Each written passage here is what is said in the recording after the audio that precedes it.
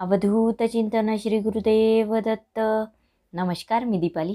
माझ्या चॅनलमध्ये तुमच्या सर्वांचं खूप खूप खूप मनापासून स्वागत. श्री स्वामी समर्थ. आजच्या भागामध्ये आपण सगळ्यात महत्त्वाची माहिती घेतोय, ती म्हणजे संक्षिप्त श्रीमद भागवताबद्दल. आपण सगळेच स्वामी सेवेकरी, तसेच सगळेच श्रद्धावान जे सेवेकरी आहेत, ते श्रीमद भागवत या प्रासादिक ग्रंथाचे अतिशय मनोभावे वाचन, पठन, मनन करतात. पण बघा, सगळ्यांनाच माहिती आहे श्रीमद भागवत हे थोडं मोठं आहे आणि आत्ताच्या हल्लीच्या धकाधकीच्या जीवनामध्ये ते प्रत्येकाला वाचणं शक्य होत नाही, कारण तेवढा पुरेसा वेळ सगळ्यांकडे नाही. आणि प्रत्येक सेवेकराची अशी इच्छा असते की एकदा तरी आपण श्रीमद भागवताचे वाचन करावे. अधिक महिन्यामध्ये जास्तीत जास्त श्रीमद भागवताचे वाचन करतात बरेच सेवेकरी, पण नेहमीच त्याचं वाचन आपल्याला शक्य झालं पाहिजे. याच हेतूने एक संक्षिप्त श्रीमद भागवत आपल्या या गुरु परंपरेमध्ये, आता आपल्या या दत्त परंपरेमध्ये, आपल्या या दिंडोरी प्रणित सेवा मार्गामध्ये आपल्या गुरुमाऊलींनी आपल्यासाठी उपलब्ध करून दिला आहे. आणि सगळ्यांनाच त्याचा लाभ व्हावा, कारण त्याचे फायदे हे अगणित आहे. तेच आपण आजच्या भागामध्ये बघूया. हे बघा, छोटंसं असं पुस्तक आहे संक्षिप्त श्रीमद भागवताचं. तर सगळ्यांना, सगळ्याच भाविकांना श्रीमद भागवताचं वाचन सहज शक्य होईल याच प्रांजळ हेतूने हे आपल्यासाठी उपलब्ध करून दिलेलं आहे. म्हणून त्याचा लाभ सगळ्यांनी घ्या. बघा, मनुष्य जेव्हा जन्माला येतो तेव्हा तो 5 प्रकारचे ऋण घेऊन जन्माला येत असतो. स्वामींना नैवेद्य कसा दाखवायचा या व्हिडिओमध्ये मी तुम्हाला हे सांगितलं होतं. देवगण, ऋषीगण, पितृगण, मनुष्यगण आणि भूतगण असे 5 ऋण घेऊन मनुष्य जन्माला येतो आणि रोजच्या जीवनामध्ये ते ऋण फेडायचा तो प्रयत्न करत असतो. पण बघा, त्यापैकी पितृऋणातून जर का मुक्त होता आलं नाही तर भयंकर पितृदोष लागतात. त्याचा परिणाम सर्व कुटुंबावर आपल्याला बघायला मिळतो.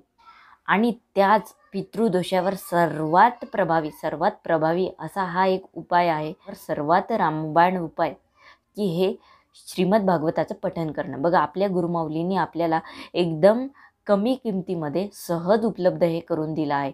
म्हणून त्याचा सर्वांनीच फायदा घ्या. संक्षिप्त श्रीमद भागवताचा ग्रंथ तयार करत असताना मूळ ग्रंथातील कुठलाही भाग, विषय वगळलेला नाही. हे प्रत्यक्ष या पुस्तकातच तसं लिहिलेलं आहे. बघा, हे असं छोटंसं पुस्तक आहे. याचे 14 अध्याय आहे आणि अध्याय छोटे छोटे आहेत. बघा, 1 किंवा 1.5 तासात तुमचं हे वाचन होतं.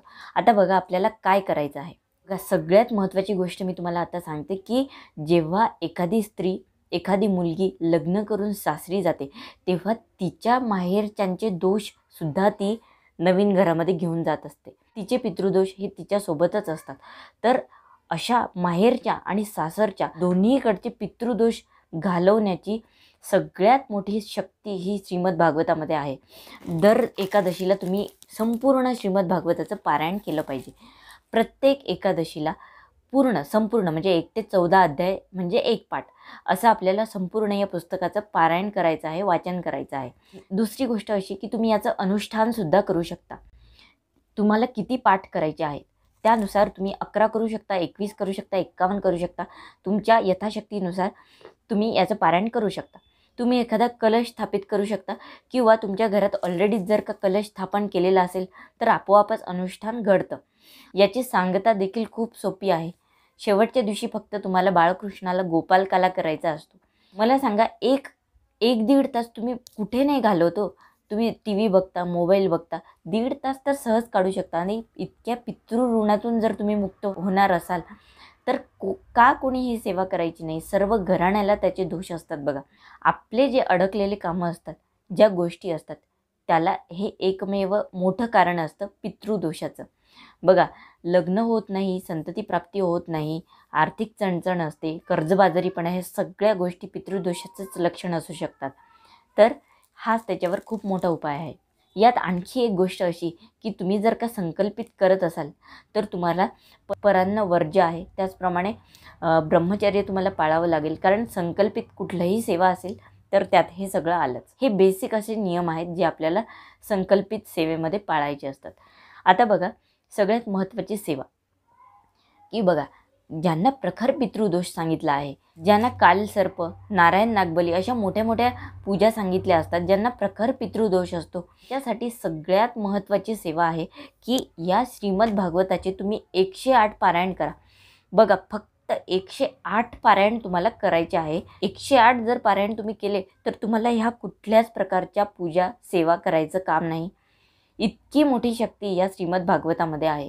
हे पुस्तक तुम्ही जेव्हा घ्याल, आपल्या केंद्रामध्ये उपलब्ध आहे. तुम्ही ऑनलाईनसुद्धा ते बोलवू शकता. बघा, या पुस्तकातच लिहिलेलं आहे, पितृऋणातून मुक्त होण्याचा सगळ्यात सोपा हा मार्ग आहे. प्लीज मी तुम्हाला आवर्जून सांगेल, प्रत्येकाच्या जीवनात पितृदोष हे असतातच. त्याच्यामुळेच तुम्हाला ज्या काही अडचणी आहेत ते येतात. ते दूर करण्यासाठी हा खूपच प्रभावी असा मार्ग आहे. हा छोटासा ग्रंथ आहे. फक्त 108 संकल्पित पारायण तुम्हाला करायचे आहे.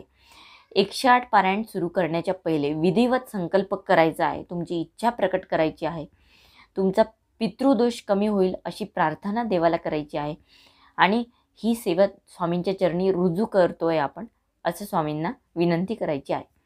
आपल्या जवळपासच्या स्वामी समर्थ केंद्रामध्ये, मठामध्ये जाऊन सगळ्यात पहिले आपल्याला नारळ आणि खडीसाखर ठेवून यायचं आहे. कारण की आपली पूर्ण जी 108 दिवसांची ही सेवा असणार आहे, त्यामध्ये कुठेही खंड पडता कामा नये, कुठलाही अडथळा येता कामा नये.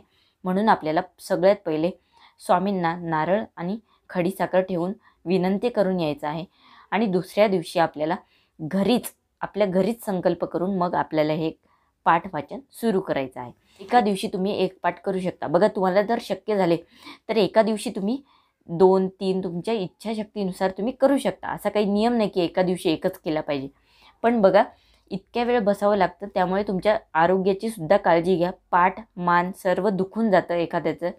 कारण की आपल्याला सेवा आजच्याच दिवशी नाही करायची, आपल्याला आयुष्यभर सेवा करायची आहे. म्हणून रोज एकच पाठ पुरेसा आहे. 108 दिवसांमध्ये जर तुम्हाला सुतक, रिद्धी या प्रकारच्या गोष्टी आल्या तर तुम्हाला पहिल्यापासून सेवा चालू करावी लागेल.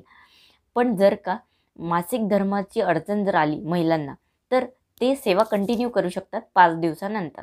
जर 108 तुमचे पाठ झाले तर तुम्ही यथाशक्ती मेहून जेवू घालू शकता. त्याचप्रमाणे कुमारिका असतील त्यांनाही तुम्ही जेवू घालू शकता. छोटे मुलं तुम्हाला मिळाले किंवा तुमचे यथाशक्ती तुम्ही दानसुद्धा केलं तरी चालेल. सगळ्यात महत्त्वाचं की गोपालकाला तुम्हाला तयार करायचा असतो. गोपालकाल्याचा नैवेद्य तुम्ही त्या दिवशी करायचा. बस, सांगतेला काही विशेष नाही. प्रसाद म्हणून गोपालकालाच तुम्हाला करायचा आहे. जर तुमची सेवा चालू नसेल तर तुम्ही रोज एक अध्याय वाचू शकता. याला कुठलाच नियम नाही, काही संकल्पसुद्धा करायची गरज नाही. आपल्या नित्यसेवेमध्ये तुम्ही हे इन्क्लूड करून टाका की एक अध्याय रोज श्रीमद भागवताचा तुम्ही वाचणार. तर असे 14 दिवसामध्ये तुमचा एक पाठ होऊन जातो. तर रोजच्या सेवेला काही नियम नाही. असा रोजसुद्धा एक अध्याय तुम्ही वाचू शकता. खूप छोटे छोटे अध्याय आहेत. सेवेची सुरुवात कशी करायची, वाचनाला सुरुवात कशी करायची हे या पुस्तकात, या ग्रंथामध्ये दिलेलंच आहे. तरी मी तुम्हाला सांगते, सगळ्यात पहिले आपल्याला स्वामी स्तवन घ्यायचं आहे. त्यानंतर एक वेळा श्री स्वामी समर्थ मंत्र जप, त्यानंतर एक वेळा गणपती अथर्व शीर्ष, एक वेळा पुरुष सूक्त, एक वेळा श्री सूक्त, त्यानंतर एक माळ ही विष्णू गायत्री मंत्राची आपल्याला घ्यायची असते. ओम नारायणाय विद्महे वासुदेवाय धीमहि तन्नो विष्णू प्रचोदयात. त्यानंतर 24 वेळा गायत्री मंत्र, ओम तत्सवितुर्वरेण्यम भर्गो देवस्य धीमहि धियो यो नः प्रचोदयात. झाल्यानंतर मग तुम्ही अध्यायाला सुरुवात करू शकता. रोज जेव्हा तुम्ही वाचनाला सुरुवात करता त्याआधी आपल्याला एवढी सेवा कंप्लीट करावी लागते. सर्व आपल्या घराण्याचे दोष घालवण्याची प्रभावी शक्ती या छोट्याशा ग्रंथामध्ये आहे. आणि आपण खूप नशीबवान आहोत की आपल्याला हे संक्षिप्त स्वरूप माऊलींनी उपलब्ध करून दिलं आहे. तर याचा लाभ सगळ्यांनी घ्या. हेच मला तुम्हाला आजच्या भागामध्ये सांगायचं होतं की खूप ज्या मोठ्या मोठ्या पूजा आहेत, ज्या प्रखर पितृदोष असणाऱ्यांना सांगितल्या जातात, त्यासुद्धा करायचं काम पडत नाही जर 108 वेळा जर तुम्ही याचं पाठ केले तर, 108 पाठ केले तर. तसंही रोज प्रत्येकाने ही सेवा करायला हरकत नाही, रोज एक अध्याय वाचायला हरकत नाही. तर एवढंच मला तुम्हाला आजच्या भागामध्ये सांगायचं होतं. व्हिडिओ कसा वाटला नक्की मला कमेंट करून सांगा. माझे व्हिडिओ जर तुम्हाला आवडत असतील तर नक्की लाईक करा, शेअर करा आणि सबस्क्राईब करायला विसरू नका. जास्तीत जास्त लोकांपर्यंत व्हिडिओ पोचवा, म्हणजे स्वामी सेवा आपल्याला घराघरामध्ये पोचवता येईल. झालेली सेवा महाराजांच्या चरणी अर्पण करते. श्री स्वामी समर्थ.